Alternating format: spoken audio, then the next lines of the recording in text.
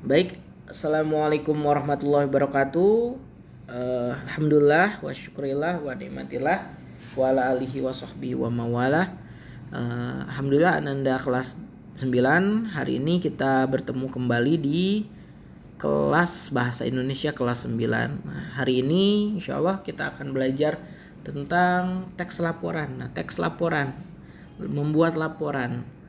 Jadi kenapa kita harus membuat laporan? Karena dalam kehidupan sehari-hari baik sebagai siswa maupun nanti ketika sudah bekerja tidak akan terlepas dari namanya laporan. Misalkan nanti Ananda berorganisasi, membuat kegiatan, kan harus melaporkan kegiatan tersebut kepada misalkan guru atau kepada kepala sekolah tentang kegiatan, misalkan ada porseni pekan olahraga dan seni, misalkan Ananda yang membuat acaranya antar kelas. Nah kemudian Anda harus melaporkan kan acaranya seperti apa, jalannya acara, kemudian pesertanya berapa orang, jalannya kegiatannya bagaimana, anggaran yang dihabiskannya berapa. Atau misalkan jika Ananda melakukan sebuah penelitian, penelitiannya itu meneliti tentang apa, kemudian bagaimana perlakuannya, bagaimana misalkan apa yang dicampurkan, apa yang dilakukan terhadap benda tersebut sehingga menimbulkan suatu efek tertentu yang Anda mengklaim misalkan efek itu bermanfaat untuk kesembuhan orang banyak. Misalkan Anda membuat obat, nah kan obat juga harus ada laporan penelitiannya agar teruji keabsahannya agar dapat dipakai untuk orang lain. Nah, kemudian di sini pengertian dari teks laporan tersendiri adalah teks yang berisi paparan tentang tujuan, proses dan hasil percobaan. Nah, ini definisi teks laporan untuk hasil percobaan. Jadi di sini berisi paparan tentang tujuan. Jadi tujuan dari kegiatan yang dilakukan itu apa? Misalkan penelitian, tujuannya meneliti obat COVID yang dapat digunakan untuk mengatasi penyakit yang disebabkan virus COVID-19. Karena prosesnya bagaimana?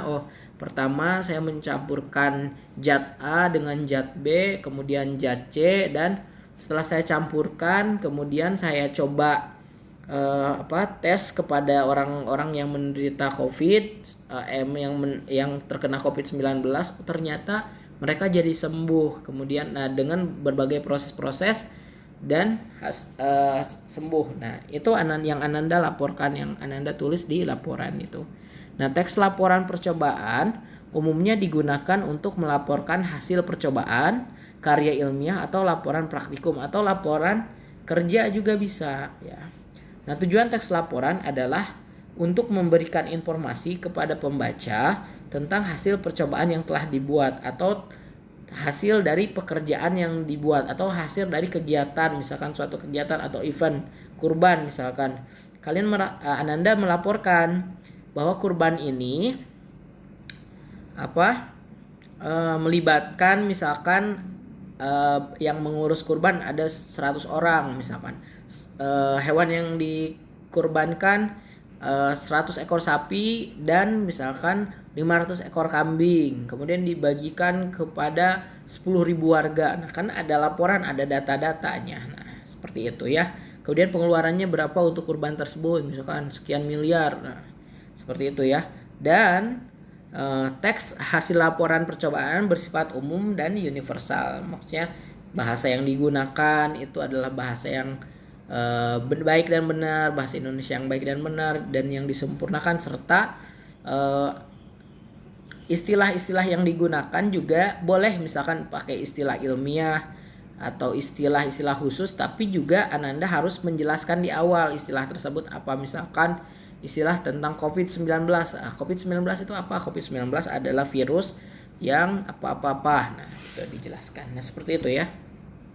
Nah, kemudian di sini ada struktur teks laporan percobaan. Jadi strukturnya ada tujuan. Nah, tujuannya dijelaskan. Tujuan penelitian ini adalah untuk mengobati pasien yang terkena COVID-19 atau tujuan dari kegiatan laporan ini adalah untuk melaporkan hasil kegiatan porseni pekan olahraga dan seni yang telah dilaksanakan. Misalkan alat dan bahan, kalau penelitian tadi zat A, zat B, misalkan ada tabung reaksi dan lain-lain, atau misalkan kalau suatu kegiatan alatnya misalkan sewa panggung, kemudian misalkan sewa sound system, kemudian sewa peralatan dan lain-lain. Nah, terus langkah-langkahnya, prosesnya. Misalkan kalau kegiatan ada susunan acaranya, kalau penelitian ada proses penelitiannya.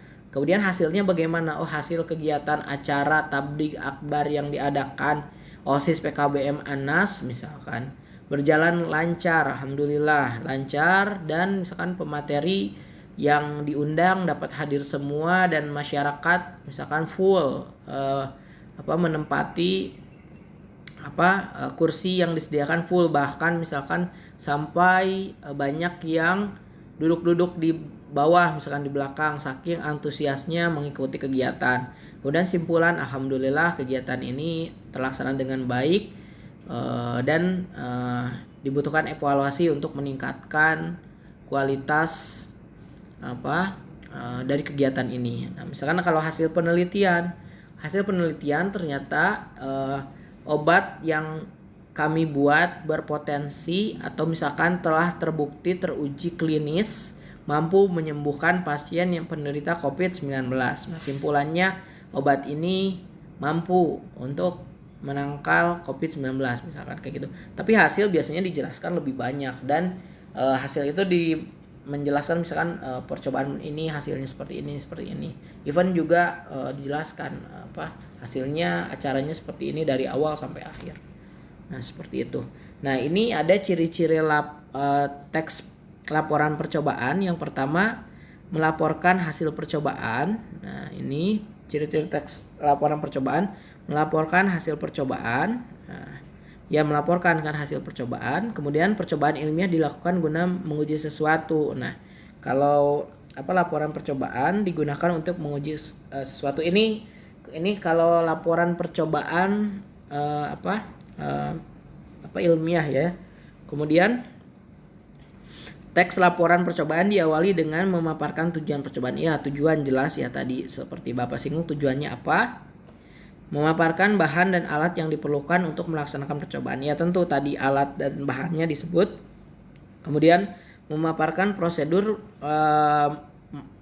melaksanakan percobaan dan melakukan pengamatan. Ya, prosesnya, pengamatannya apa? Misalkan mencampur ini bahan A mencampur bahan B, kemudian mereaksikannya dengan tikus, misalkan ke tikus dulu, habis itu ke simpanse, misalkan habis ke simpanse baru dites ke manusia misalkan. Nah, kemudian memaparkan percatatan hasil percobaan. Jadi hasil percobaan misalkan ternyata direaksikan dengan virus COVID di mikroskop elektron ternyata reaktif misalkan, atau COVID-19 dapat terbunuh oleh zat kimia yang dihasilkan obat tersebut misalkan. Kemudian terdapat simpulannya ternyata obat tersebut efektif. Nah, harus mengandung fakta, ya jelas lah. Laporan itu jangan dibuat-buat ya. Kalau laporannya opini kita, misalkan kita mengada-ngada suatu obat, misalkan obat COVID-19 itu misalkan belum teruji, tapi kita menyatakan di laporan ini obat ampuh misalkan atau teruji dan bisa digunakan. Nah, di situ tidak baik, dan jadi kayak memalsukan laporan itu. Nanti yang pertama nama baik kita tercemar, yang kedua orang tidak lagi percaya dengan kita kalau kita berbohong kan.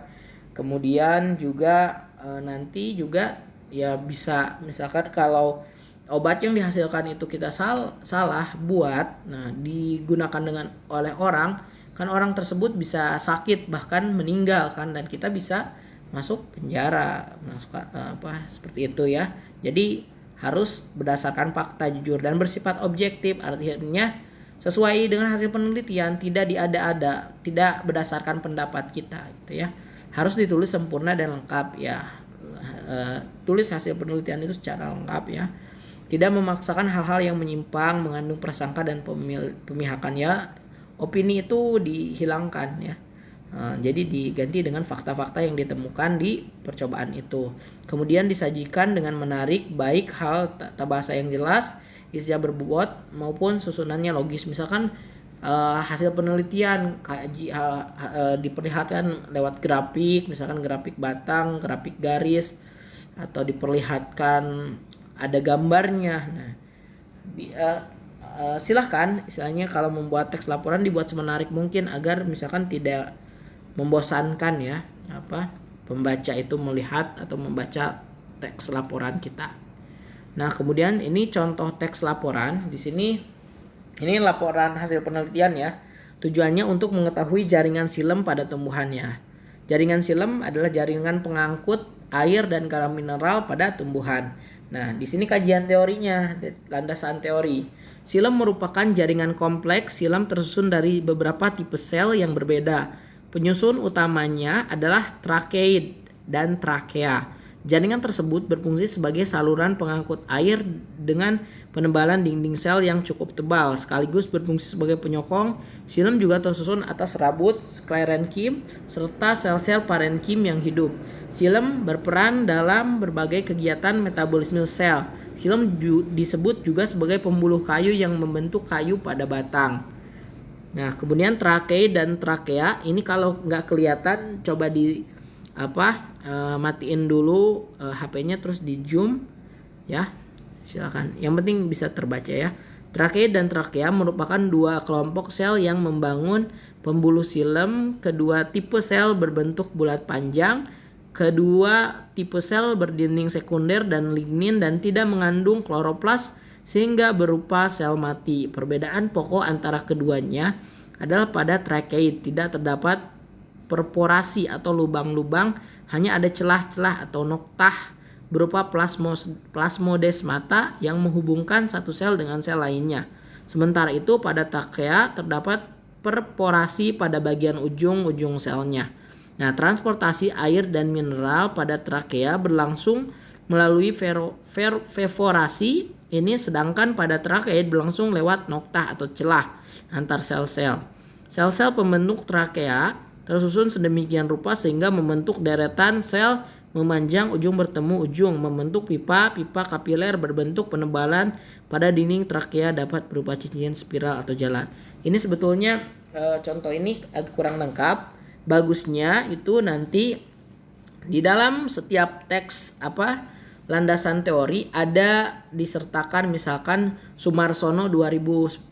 Nah, itu diambil misalkan dari artikel atau dari buku, dan nanti di bagian belakang itu kalian ada daftar pustakanya. Jadi sebuah laporan penelitian juga harus didasarkan di landasan teori, dilandaskan oleh pendapat dari ilmuwan sebelumnya. Nah, kemudian di sini alat dan bahan ada cutter, 2 buah tanaman, 2 buah botol, 2 saset warna, air secukupnya. Nah, ini alat. Nah, prosedurnya bagaimana nih? Menyiapkan alat, bahan, kemudian membersihkan akar, memotong tanaman, membiarkan akar tanaman pacar air di kedua tetap utuh, kemudian memotong kedua botol dan selanjutnya. Nah, ini proses yang dilalui. Jadi dijelaskan secara detail. Kemudian di sini hasil pengamatan, di sini nomor tanaman pacar air yang akarnya masih utuh, kemudian perubahan yang terjadi. Apa ini perubahannya? Pada perangkat batang di dalamnya mulai terlihat ada pembuluh yang berwarna biru. Daun dan pembuluh silem tampak berwarna biru. Perubahan yang terjadi pada hari ke-1, hari kedua. Jadi ternyata tanaman pacar air yang akarnya masih utuh ketika dicelupkan pewarna itu ternyata batang dalamnya mulai terlihat ada pembuluh yang berwarna biru. Jadi kelihatan nih tanaman pacar airnya ini batangnya jadi agak membiru, dan hari kedua setelah dicelupkan di dalam air si akarnya itu ternyata jadi benar-benar biru batangnya. Dan dijelaskan pembahasan kenapa dia ini jadi biru pada kedua tanaman pacar air yang telah diberi tanda A dan B, hasilnya sama, yaitu jaringan silem akan tampak pada kedua tanaman tersebut sesuai dengan fungsinya, yaitu menyalurkan air dan mineral yang diserap menuju ke seluruh bagian tanaman. Proses penyiapan tersebut disebut proses osmosis yang dipengaruhi oleh beberapa faktornya itu daya tekan akar, daya kapilaritas. Kapilaritas itu menyerapnya air lewat celah-celah kecil, daya hisap daun, dan lain sebagainya penjelasannya. Jadi dijelaskan ternyata pacar air itu memang mampu mengangkut air lewat silem dan ditandai dengan mengangkut air yang berwarna itu. Jadi silemnya itu berubah menjadi warna biru. Nah, di sini simpulan. Kalian jelasin simpulannya. Pada tanaman pacar air yang ada atau tidak adanya akar tidak mempengaruhi karena pada batang juga terdapat pembuluh silem. Pembuluh silem menyerap air dan mineral lalu diedarkan ke seluruh bagian tumbuhan, maka daun dari pembuluh silem pada tanaman tersebut akan berubah warna menjadi warna merah dan biru. Nah, seperti itu ya. Mungkin nanti Bapak kirim juga PPT-nya ke ke grup agar kalian juga bisa lihat mungkin lebih jelasnya kalau di sini kurang jelas ya. Tapi di sini juga sih bisa di zoom kalau kalian mau ya. Oke. Itu mungkin cukup sekian dari Bapak. Jazakumullah khairan. Ada tugas yang seperti biasa yang harus dikerjakan. Tugasnya tepat waktu agar nilainya maksimal. Kalau tidak tepat waktu nanti makin lama nilainya juga makin kurang dan tidak baik untuk kita tidak berdisiplin ya. Usahakan untuk disiplin, insya Allah suatu saat disiplin kalian itu akan berbuah hasil ya. Mungkin cukup sekian, kita tutup dengan doa kafatul majlis. Subhanakallahumma wa bihamdika asyhadu an la ilaha illa anta astaghfiruka wa atubu ilaik. Cukup sekian dari Bapak ucapkan jazakumullah khairan kembali. Wabillahi taufiq wal hidayah. Wassalamualaikum warahmatullahi wabarakatuh.